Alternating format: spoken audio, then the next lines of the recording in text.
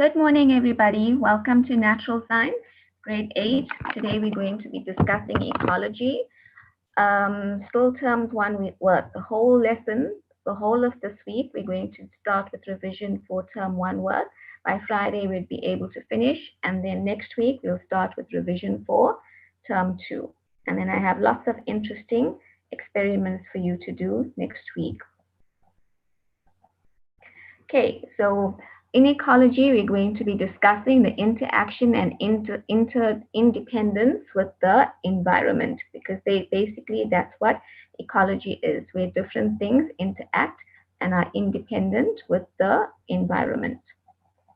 So a quick recap on what we did yesterday. The need for energy drives the interaction and interdependence in an ecosystem. Basically, the sun provides energy to the earth in the form of radiance, which is light energy, and it gives off heat energy. Now, photosynthesis is a process whereby green plants use carbon dioxide from the air, water from the soil, and also radiant energy from the sun. And it is a series of chemical reactions to produce glucose and oxygen. Now, the glucose would be stored as food. Plants are able to photosynthesize because they contain chlorophyll. And chlorophyll basically is a green pigment that can capture light energy from the sun. Now, you need to understand that plants change the glucose that they produce into starch. And this can be stored more easily. And this becomes the food for the plant, and the plant can grow and eventually produce fruit and vegetables for you or provide oxygen. Now, plants also produce cellulose fibers that give the strength and support and are important in our digestive systems as roughage, because we need roughage for our body to be able to perform one of the 7 life processes. Hopefully you'll be able to guess which one it is. It starts with E. So now, the food that a plant produces is used by animals when they eat the plant and by other animals that eat them. This contains chemical potential energy that needs to be released from the food. You also need to understand that respiration is a process in all living organisms by which energy is released from glucose in a series of chemical reactions. So can you see how what you learned in matter and materials is now applying to what you learned in term 1? Now, respiration uses oxygen, while carbon dioxide and water are given off as byproducts. Okay, so basically that is what we learned about yesterday. I'd ask you to please keep your cameras off if you don't mind. And we're going to chat in the chat about content-specific information that is we're discussing today.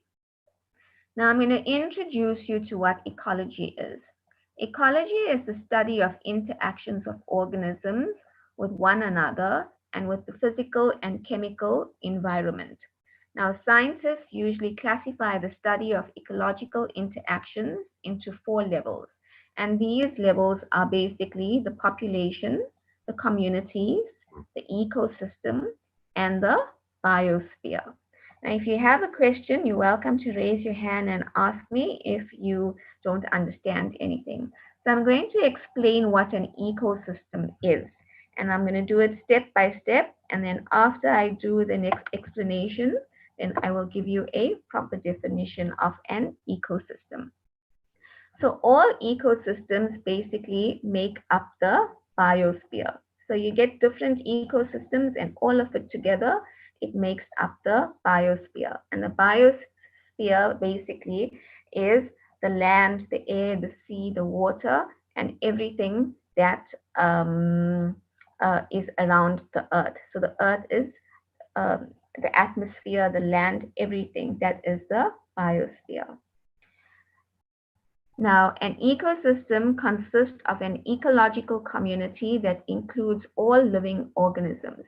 Now, living organisms, there's a term to describe it, and that term is biotic. And these biotic things are basically plants and animals, or even you, because you are alive. And now the ecosystem includes also non-living environment. And this term to describe the non-living environment is abiotic. Okay, and this abiotic environment is the temperature, the wind, the water, and interacting as a system. So all this, the biotic and the abiotic components, are interacting with the system.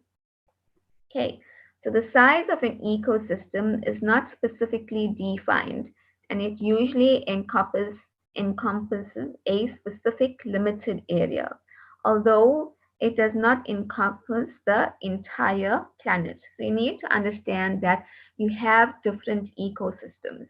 So you have small ecosystems in different areas with only specific organisms, and a small area or a limited area, but it doesn't involve the whole entire planet.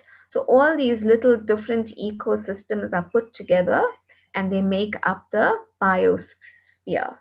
So this would actually help you understand what the biosphere is. It's a composition of all the different ecosystems together. And an ecosystem are defined by the network of interactions among organisms and between organisms and their environment.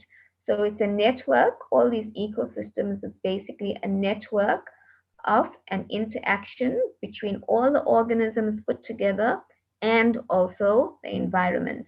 And we're going to explore that, what I just said, later on in different slides. Now, the survival of an ecosystem and the population depends on its ability to cope with changes, and this adapts in its habitat, the place where the organism lives, or in the ecosystem.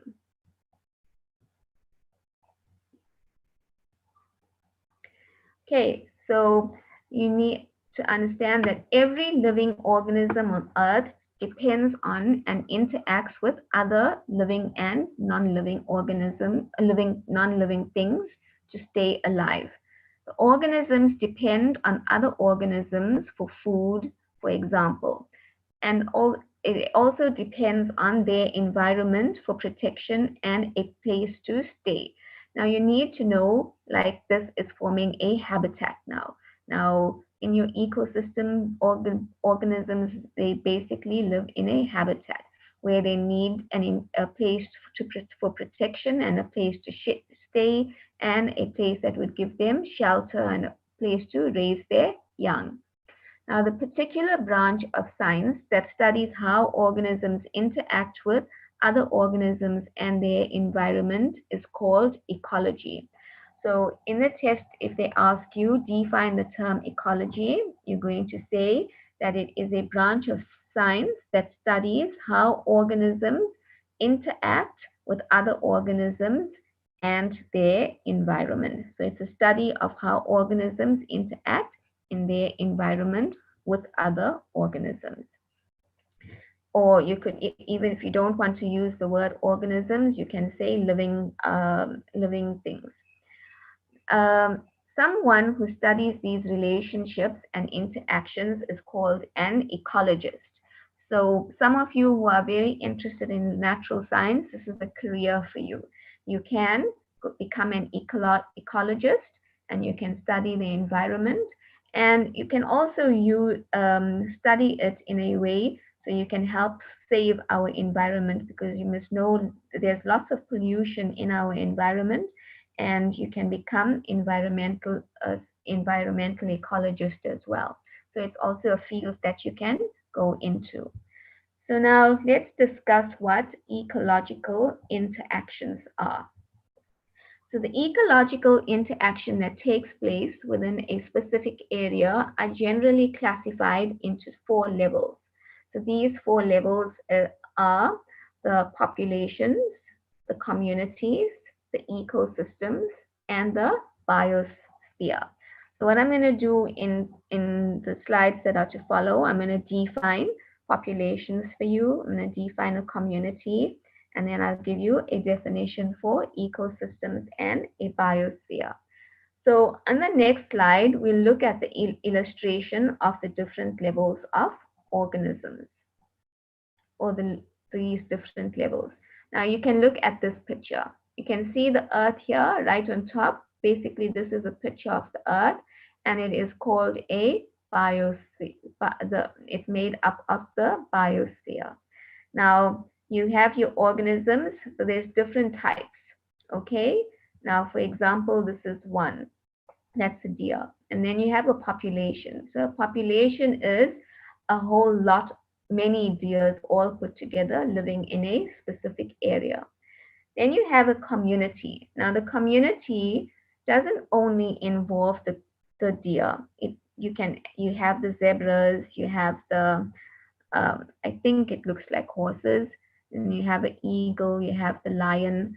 So a community is made up of different organisms put together, right? And then you have the ecosystem. So the ecosystem includes the water, includes the land, includes the atmosphere all around, and the trees, the grass, with all of these, the communities living in it. And all this put together makes up your ecosystem here, and all of these different ecosystems make up your biosphere. So I'm going to explain. I explained it in a picture form. Now I'm going to explain it in words for you. But I want you to first become familiar with these words, and you need to learn the definition of these words, because in the test, they can put all these words in a table form for you, and then they can put all the definitions for you. They'll mix up the definitions, and then they'll ask you to match column A with column B, and they'll put like organisms, populations, communities, ecosystems, biosphere, 1, 2, 3, 4, 5, and then they'll give you A, B, C, D, E, and they'll mix it all up.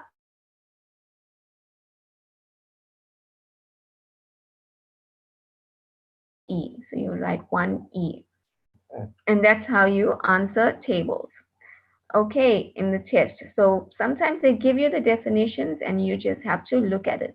And other times they can ask you in some way to differentiate between a community and population. So differentiate is a big word, and sometimes you may say, oh my God, I don't know what they're asking. But it's simple. Differentiate means that you must give the difference between a population and a community. Yes, Levi. Uh, Morning, ma'am. Morning, how are you? Fine, thanks. And how are you? I'm good, thanks. When you were putting the definition about ecosystem, I was about to say that the biosphere is combining of a few ecosystems. One is the hydrosphere, the other one is the atmosphere, and the other one is the lithosphere. Okay, very good, Levi. So Thank, he's talking about the atmosphere, and he broke the atmosphere into different levels for you. Well done, Levi. Thank you for thank that. you. Okay, so individuals live together in populations. Okay, so different populations together make up a community. So I showed you here how these different populations, they live together with other organisms which has their own populations in it, and it forms a community. Now, communities, together with the non-living things in their surroundings, make up the ecosystem, which is in this level here.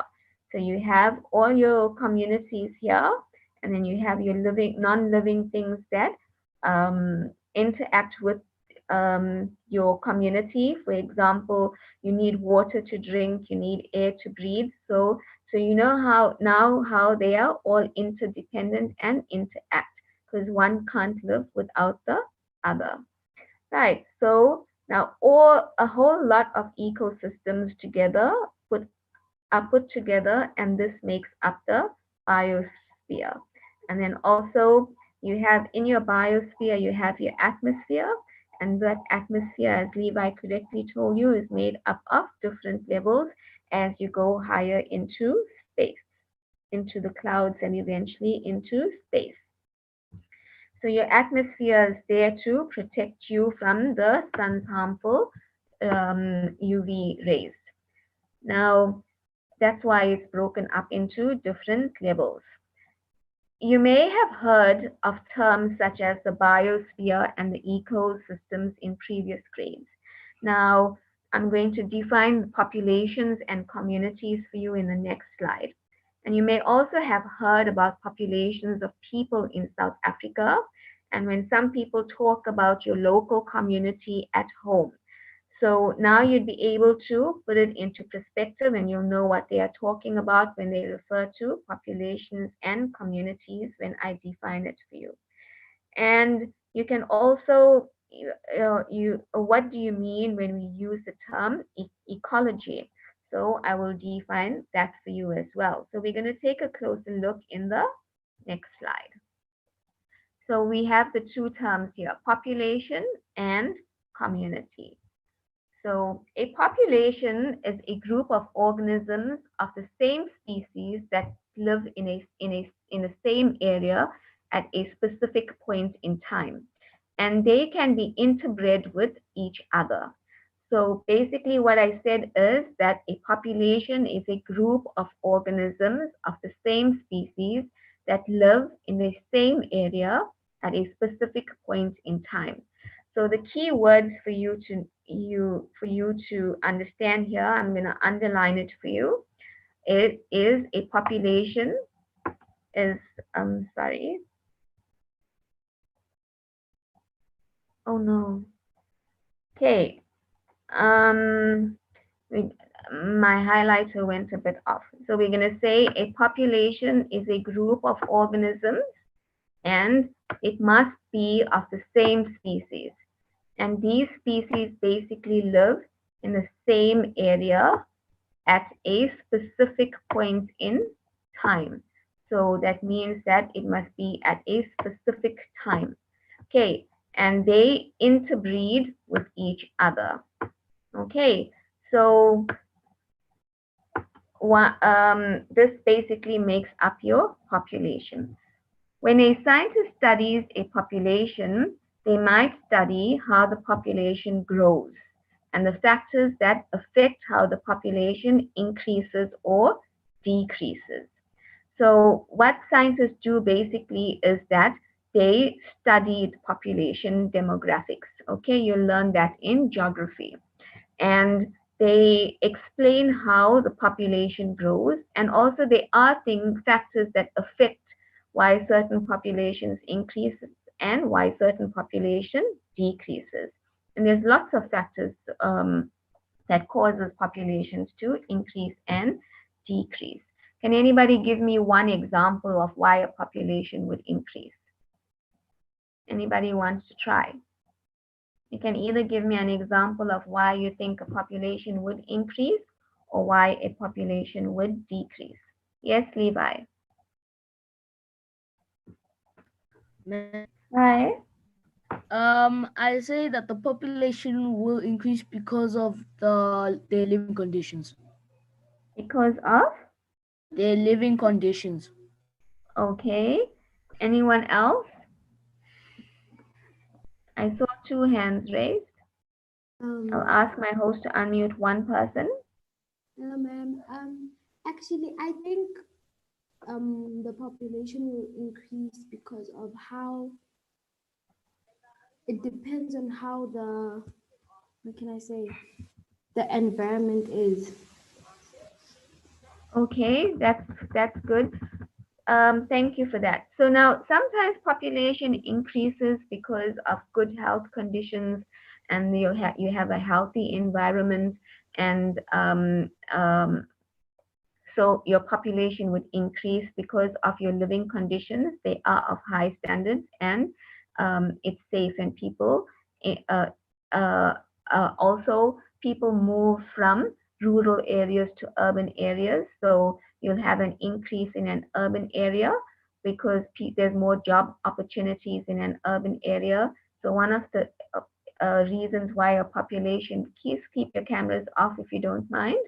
one of the reasons why populations would increase is because movement movement of people into specific areas, and people normally move into specific areas because of the high quality of living conditions there and the infrastructure of all services that the government provides.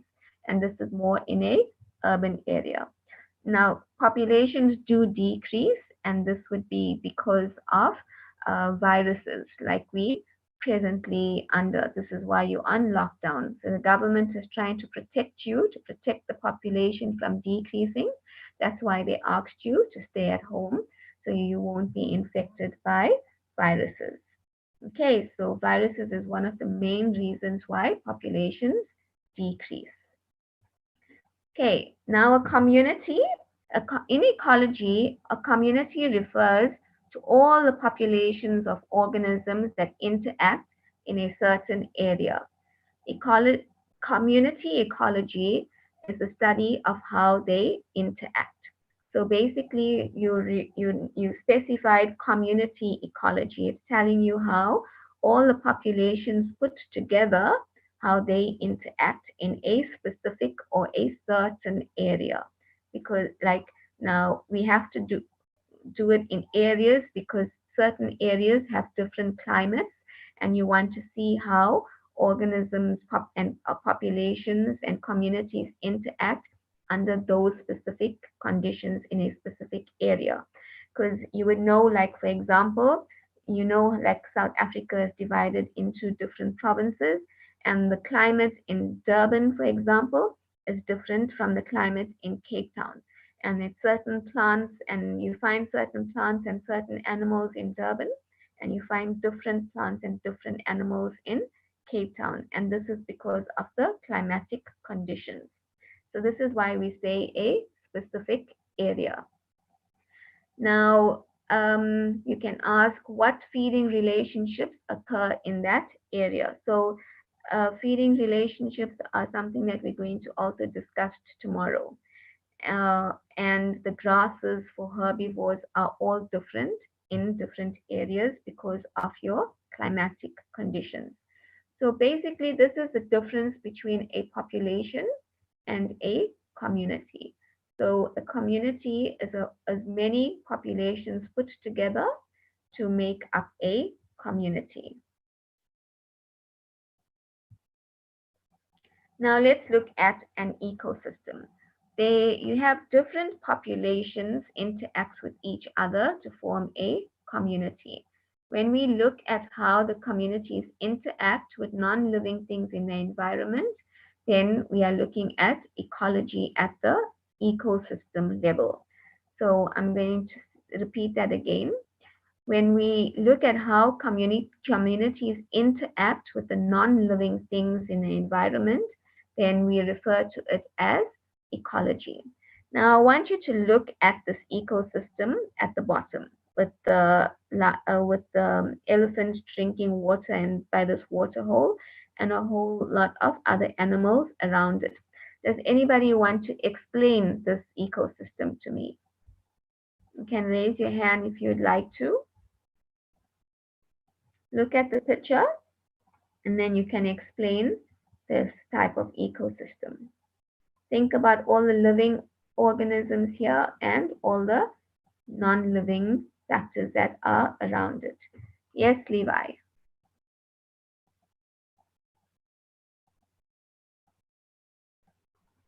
You want to try, Levi? Okay. I think there's a little difficulty in unmuting you, but don't worry. I'll explain it for you. Now think of a different, Ma'am, I'm unmuted. I'm unmuted. are you here? Okay, so Yes. explain it to me.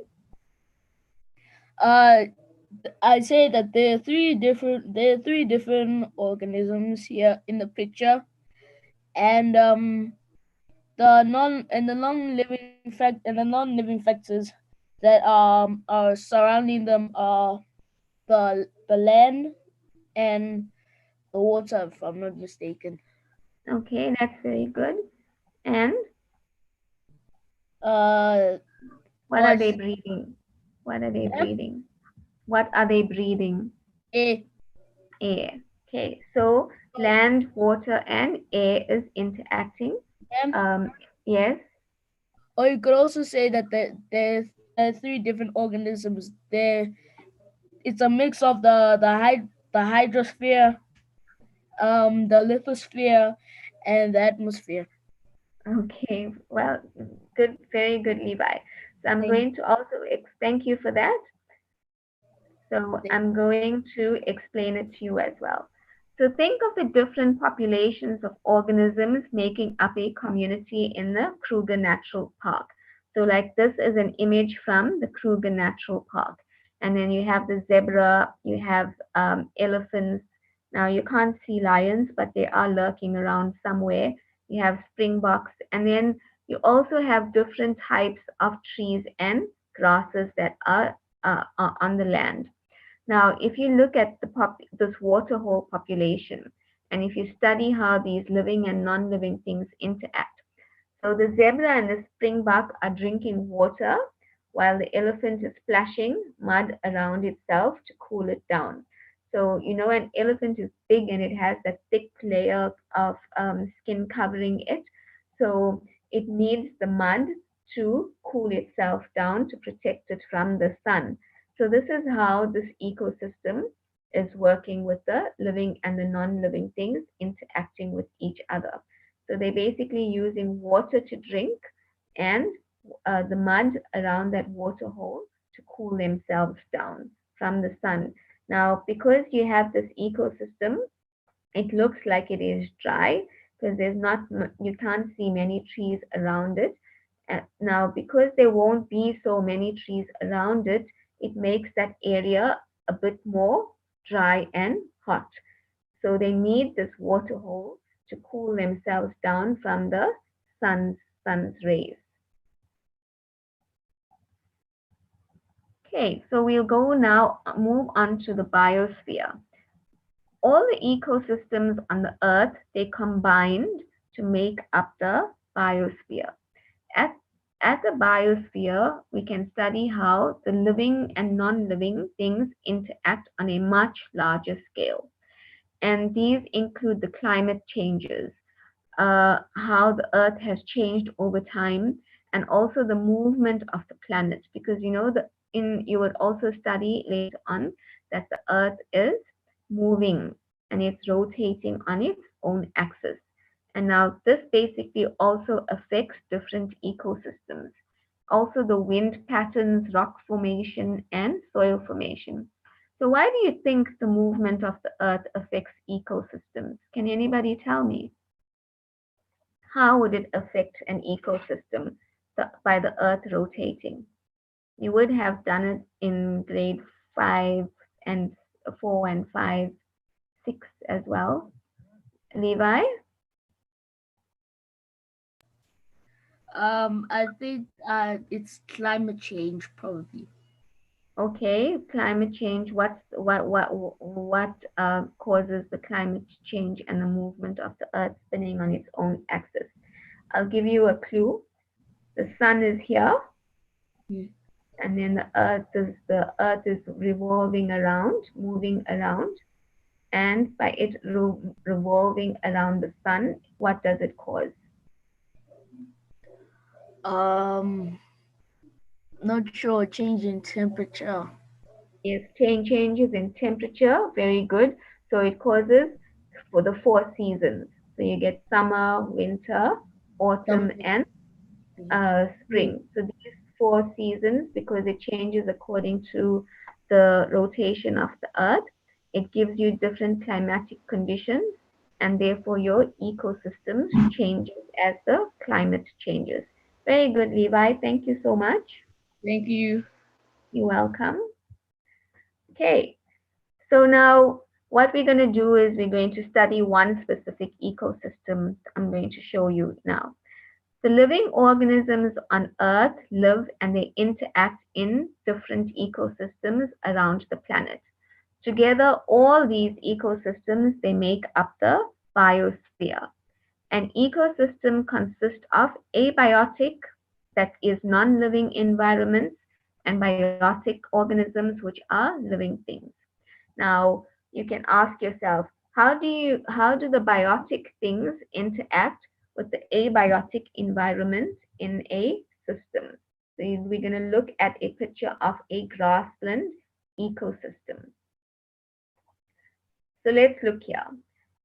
There are abiotic components in this glass sorry, grassland ecosystem, and they are non-living features of the ecosystem that the living organisms depend on. So now all these living organisms, they depend on the sun. So the sun heats the earth's surface, and as it heats up the earth's surface, then tiny droplets of water rises up and it forms clouds. These water droplets cools and condenses to form clouds, and as the clouds become heavy, it falls down as precipitation, which is rain. So this rainwater falls into the ground and it provides water for the plants to grow. Then the sun also provides um, the plants to grow using the process of photosynthesis. So you can see how the water cycle and the sun's rays all interacts with this environment to make this ecosystem work. And also underground, you have all these insects, and you have the mouse and the burrowing through the soil. Now these insects basically provide nutrients to the soil, which gives fertilizes the soil, and it provides it helps the plant to grow in a healthy way. And this little mole here that is burrowing through the soil basically aerates the soil for the plant to grow better, and it also loosens the soil so the roots can spread out and the trees can grow bigger. So now I explained it to you in picture form. Now I'm going to explain it to you using words. So abiotic components in the ecosystem are basically soil, rocks, water, wind, and air, and sunlight, which causes the temperature, and also the clouds.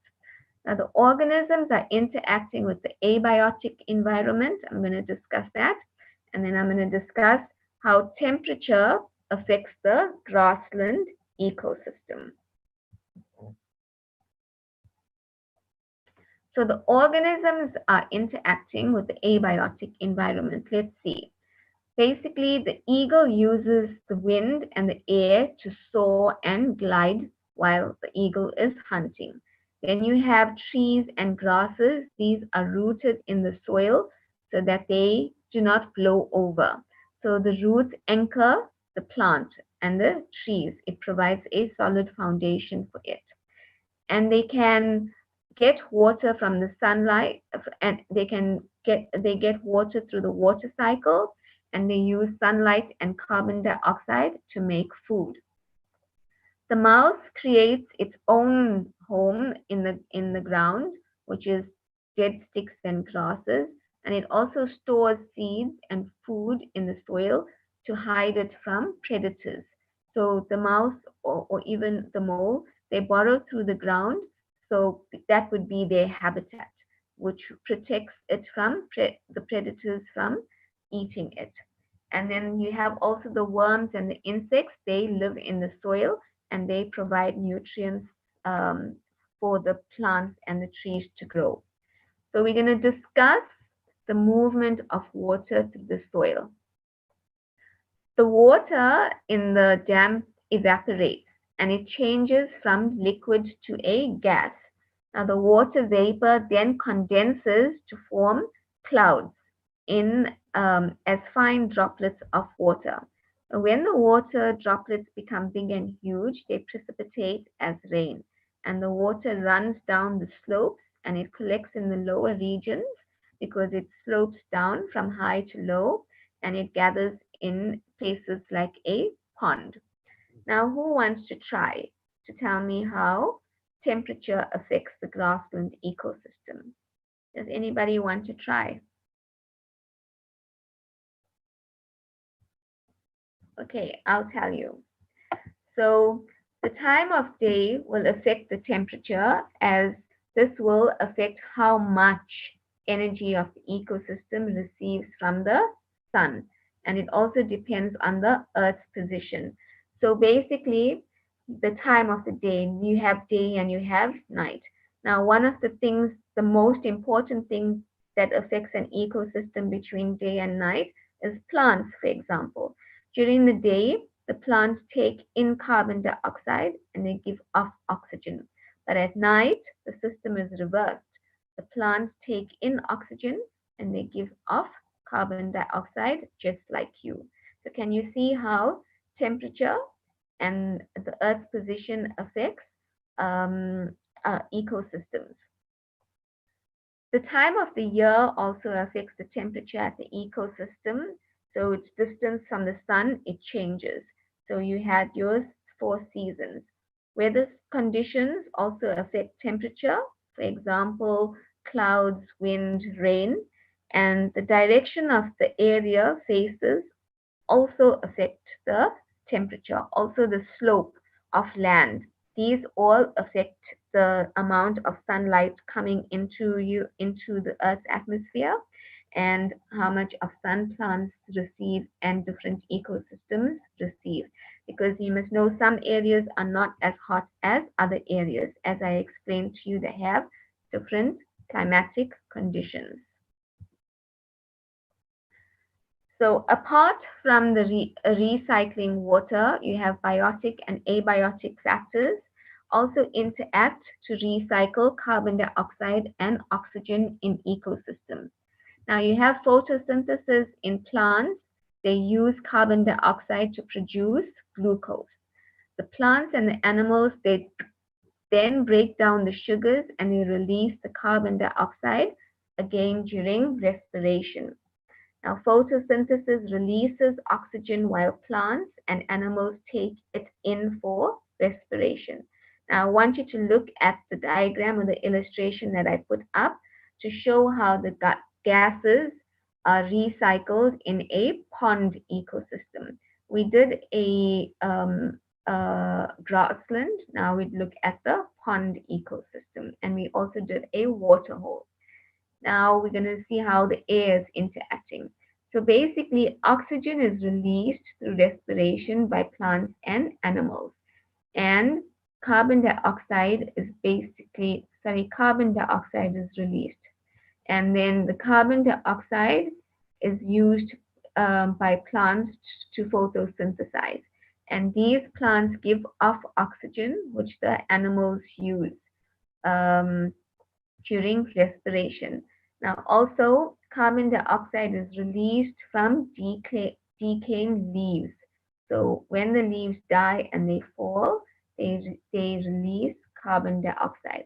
Now, if you look here at the bottom of this pond, now these plants, okay, look at it. Carbon dioxide is released during respiration, even underwater, and it gives off so these plants give off oxygen during photosynthesis, and it's available to underwater animals. So even this cycle here is occurring in a pond ecosystem. Also, the ecosystem, the size affects it. So the size of a real ecosystem is not defined in terms of area, but rather by the interactions that occur inside it. Now you have a small riverbed as opposed to a large Kruger National Park. So you can see that this size also affects an ecosystem. And you have different types of interactions within an ecosystem. So the species living in a particular area, they can interact in different ways with each other. And we can classify these interactions between organisms. So you have your concept map, which I told you it's very easy to learn from. In the environment, the thing, you have your abiotic components interact with your biotic components. Now I'm going to go through some words, keywords for you. Competition, symbiosis, feeding. And then I'm going to define symbiosis for you, and I'm going to explain it is further broken up into parasitism, mutualism, and communalism. So you need to know these words for your exam purposes or testing purposes that you may do. Okay, so competition. When two species in an ecosystem need to share a valuable and often limited resource, such as food or water. Now, they are basically in competition with each other. So they basically are competing with each other for the same resources, especially food. So this is how competition affects an ecosystem, where they compete each other for food. Then we have symbiosis. This is describes the way in which two different specific living species living together in the same community, how they interact over a long period of time, and they can occur in the form of parasitism, mutualism, and communalism. And I'll explain what these words are. You have parasitism. These basically are like parasites. Okay, so one species benefits from or gains from a relationship with another species, and mostly basically the host may die in these interactions. Like the lion goes and it feeds on smaller organisms, and that's how they are, how parasitism works. Okay, then we have mutualism. Mutualism occurs between two species where both the individuals benefit from the interaction. So this is a nice type of interaction because both species are benefiting from each other. So they're both gaining from and they're mutually benefiting from their interaction. And then we have communalism. So in some interactions between individuals and different species, one species benefits while the other is unaffected by the relationship. So unlike parasitism, in communalism, one species is not harmed or benefits in any way. So communalism basically means that one species is there, but it doesn't really and other species benefit from it, like how you have your plants are giving off oxygen, and even other species like animals are benefiting from it, so they're living in communalism relationships within that ecosystem. Okay, so I'm going to discuss feeding, but just a little bit because that's going to be my lesson tomorrow. So feeding is basically the different species in an ecosystem are related and interact with one species, and it can use it as a food source. Like this is the predator prey relationship, where the predator hunts um, its prey. Okay, and we'll discuss more about that tomorrow. So you do have homework. I did put it up on the site. You can visit africateamgeeks.com and you can download your homework. Your homework is there for the whole week. You would find it. So you're going to define ecology, interactions, organisms, populations, community, ecosystems, and biosphere. And I also want you to discuss the difference between biotic and abiotic organisms. Levi, I'll answer your question just now. I want to summarize quickly. An ecosystem, it can refer to a specific area or earth or the entire biosphere, and this is regarded as one large ecosystem. Now you have the survival of populations and species, and these depend on whether enough individuals are suited to the environmental conditions at a time. As conditions change over time, they are better suited to the changed environment, and this would be able to continue with the species. And also, the species adapt over time as environments change.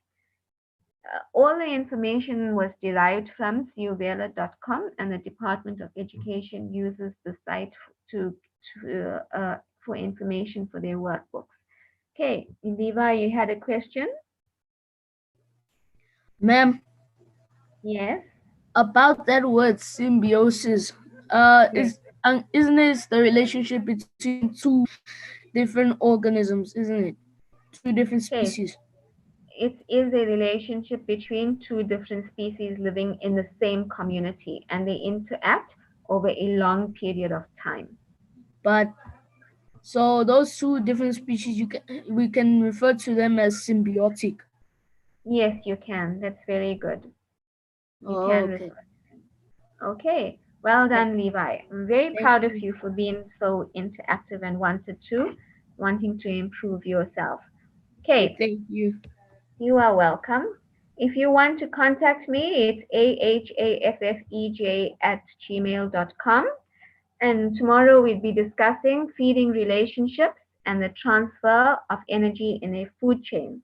I hope you benefited from my lesson today. I had a lovely time explaining it to you, and I hope that you did understand. If you didn't, then you can go back and you can Google this lesson. It would be up on YouTube, and you can watch it and rewatch it until you understand. And I wish you have a pleasant, lovely day today, and see you here tomorrow. Goodbye, everybody.